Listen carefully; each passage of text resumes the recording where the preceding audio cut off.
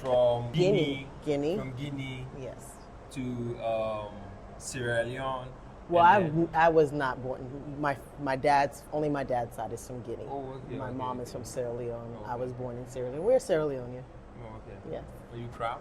Yes, You proud to be an African? I am. What makes you proud to be a Sierra Leone and proud to be? I will say I'm proud to be. Let's start with being an African, Okay. because I actually consider that, as we say, it's the cradle of humanity. We are the indigenous people of this earth. So I'm proud to be part of that and to be, I don't know how many generations removed from the original people we are, but I'm just proud to be part of that. Yeah. Being in the United States, how is life over there? Growing up over there. It's kind of challenging to say how it was growing up over there because I grew up both in Sierra Leone and in the United States. By the time I came to the U.S., it was the late 80s. And so I think the U.S. has gone through a lot of transitions since the late 80s. I mean, I came into the U.S. when Ronald Reagan was still the president of the United States. And so, America is still going through its ebbs and flows, but I would say it's very interesting. When you grow up in America, depending on where your people are from, you, in essence, grow up in a two kind of households or two type of framings.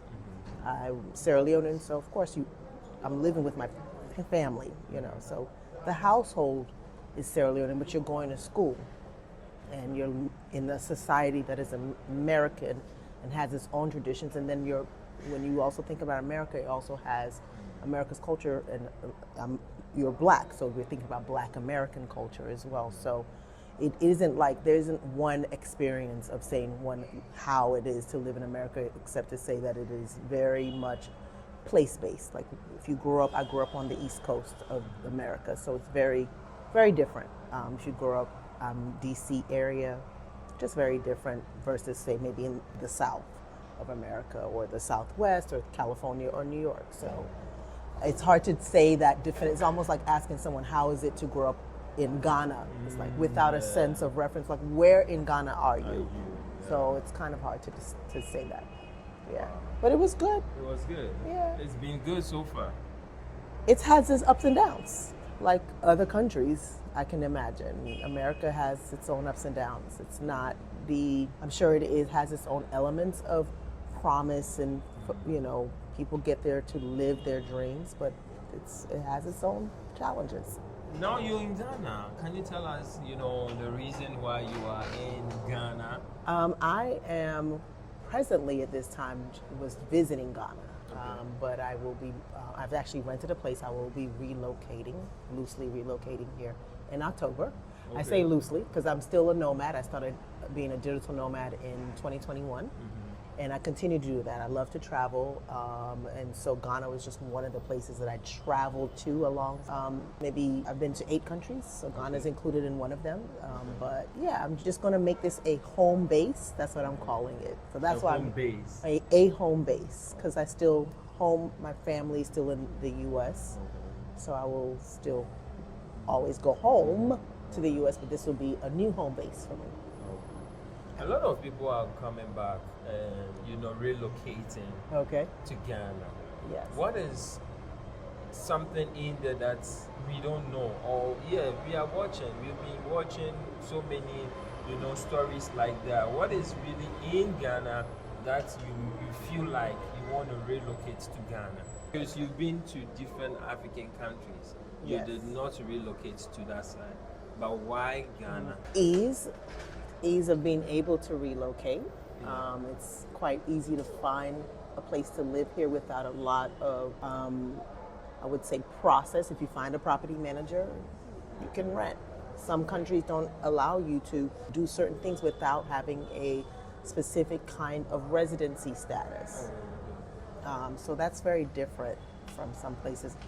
Also, I travel from the DC area, and it's been easier to travel to Accra nonstop. That's very important for some people when you're talking about long flights, to travel somewhere nonstop.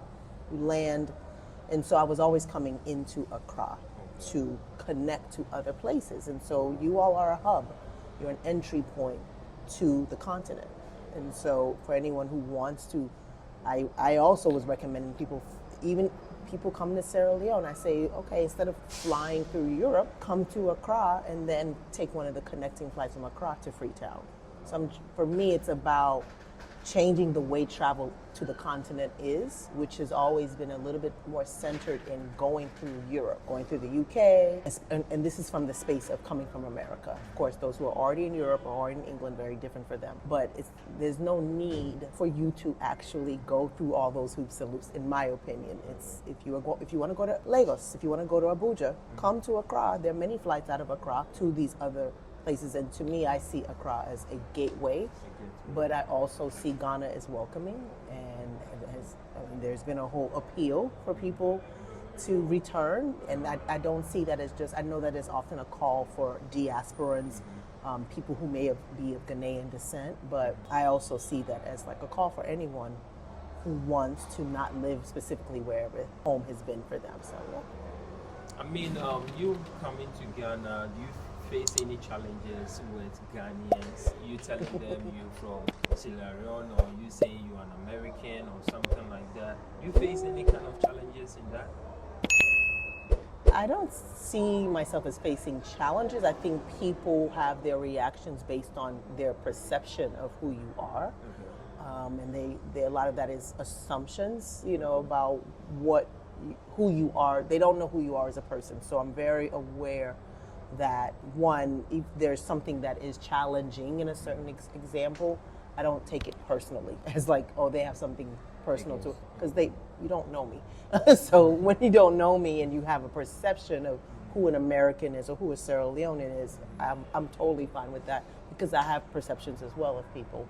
So if any, it's just an adjustment. You have to adjust to wherever, I travel. So I imagine that people aren't the same wherever I've been and wherever I'm going. So yes, it's frustrating. I think the biggest thing that I sometimes find frustrating, and that's because I use transportation, I use car service, is that sometimes you have that can be challenging, of just getting used to the idea. Like one of the things I say, when you order a car on Uber in the US, there's no conversation. You just order the car and they're going to come. Here, you generally have to either text or call them and make sure. It's just getting used to that. And I've had to say, I'll order a car and put my phone down, because I'm not used to coming back and seeing that the person has asked me, where are you going? That's not a thing in the US. You order a car and that's that. So here I just had to learn, okay, let me give myself some time. I may have to cancel, they may cancel. You just learn to adjust to that. It can be a challenge, I think, if you do not adjust, or you do not just say, oh, that's how things are done here. Now I just plan ahead. Has Ghana changed you in a way, in terms of you being to different African countries, relocating to Ghana? Okay. Do you think Ghana have changed you for you to feel that way of you relocating to Ghana? So I think this is a question I need to answer after I actually relocate. Because right now I'm feeling like I'm still a nomad. Like I've not been here. I count out I've traveled back and forth here, but if I total how long I've ever stayed here, it's been maybe like a little bit over 2 months. So it's not that kind of an experience that I can really feel like I can speak on. I have not set up a home here. I don't know. It's the convenience of coming. You stay in Airbnbs. I think, is it a slow way, or is it fast? Is it something that in the United States they say the papa in Ghana? How is it for you? Is it something like you can relate to? Is it something that you feel like, this kind of thing? So yes, I will say, if anything, like things that are relatable to maybe like the DC area would be the traffic. There's a lot of traffic here in Accra. Okay. But I went to Tamale and other places, there's no traffic, it's slower. Okay. So it has those type of things. That is one thing I do like about Ghana, is that it's not, you can have other places to go and travel to that aren't necessarily, if you're trying to escape city life, the hustle and bustle, you can find that here. There are people who are living everywhere, just like how people are living everywhere in other parts of the world. So I would say if any influence it's more been the people, the community of people that I have found here. I found that there are lots of different people here. It's a lot of diversity. So that is a good thing for me. I just like to meet different people from different countries. It's nice to come somewhere where I see other Africans, not just Ghanaians or not just African Americans. It's just other people. That's also important to me in experience of. I think this is reflective of maybe an openness. I don't know if Ghanaians truly want everyone here, but so far there are a lot of different people here. So yeah. If, like you've been some of the things that you think it can be better off in terms of I don't want to be mentioning names. You've been here for some time, so sometimes what are some of the things that you think we can be better off to help the nation, Ghana to be better, Africa to be better? I would say maybe,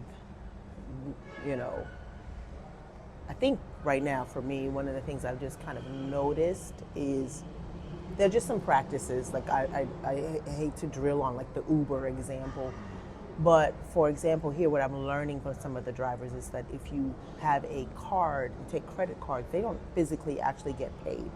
So the way like even that is being set up, that people are driving on Uber and they're taking credit cards, the money physically stays in like an Uber account. That is not how things are done with Uber in other parts of the world.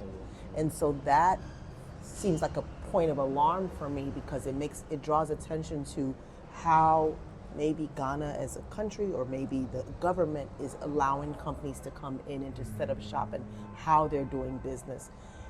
People can drive Uber, they can move that money from their account into another account and actually say they would have money. To have something like that kind of dictate like, okay, I'm going to drive all this many hours, but then my money, the actual work, the profit, the earnings I have stay in an app, and I can't move that to really use that how I want to. I don't even think for most Americans that would even seem fundamentally American, So I just thought that those are those things where I question it as someone who is both, African, but also I've lived in the West and can say some of these things seem like things that wouldn't fly in other places. So I question why it's happening here. What allows that to become? So if anything, it's more improvement would be let's hold whoever we need to hold accountable to make sure that when businesses move into Ghana that they're not taking advantage of the Ghanaians. Who would, that's because that's something to me that seems like maybe some kind of disparity that I don't know how Uber works in other countries, and maybe more people will say that's how it works in other countries, but I definitely know that that's not how it works in the U.S. So, well, leave a comment in the comment section and let me know what she's saying. It's something that we need to be working on. So let's share this video to the right people, to your friends, to your families, to your enemies as well, to the big people that you know.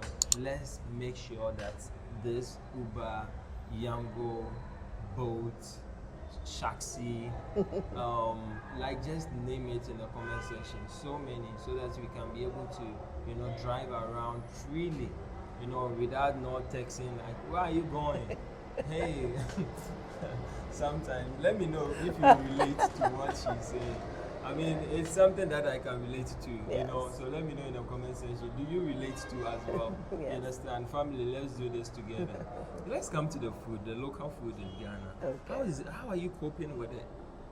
I like the food in Ghana, so I wouldn't say coping. I'm enjoying it. You're enjoying it? I'm enjoying it. I don't find it like I'm someone who considers myself a foodie, as they call it. So I do like trying a foodie. Yes. So I do like trying food. I've been like that since I was a child. So I'm adventurous in terms of eating. So I've enjoyed, you travel to different places and like what's local there. It's like I like to eat the food. I have to be mindful of the fried foods. I do have to be. There's a good amount of fried foods here, so I do. But I like the food. I'm a seafood lover, so I like the fish. Okay. That you are always there's always going to be some kind of fish, something. So what kind of local dish are we looking forward that you really love so much? That I really Your love. favorite local food? Okay, well, some of these things we make in Sierra Leone, so I don't want to act like, It's a new thing. it's not a new thing for me. But I've actually really enjoyed how you all do your groundnut soup. I actually like it. It's a little bit more watery than how we do it in Sierra Leone, but I've enjoyed it especially. And that with the, what is it called? Rice balls. Rice balls. I like that. Groundnut soup with rice balls. Rice balls, yes. That's been nice. With, whatever the fish, whatever the local fish is, whether that is salmon, whether that's tilapia. I like that. Do you think Africans, traveling to different African countries is something very important to us, and why is it important? One, I think we should appreciate that we have cultures, plural, and that there's something to learn from each other. I think we kind of take it for granted that even Ghanaians traveling within Ghana, that's going to be a learning experience for you, because maybe people in the north are different from people in the south, or that it's about being exposed to just like your own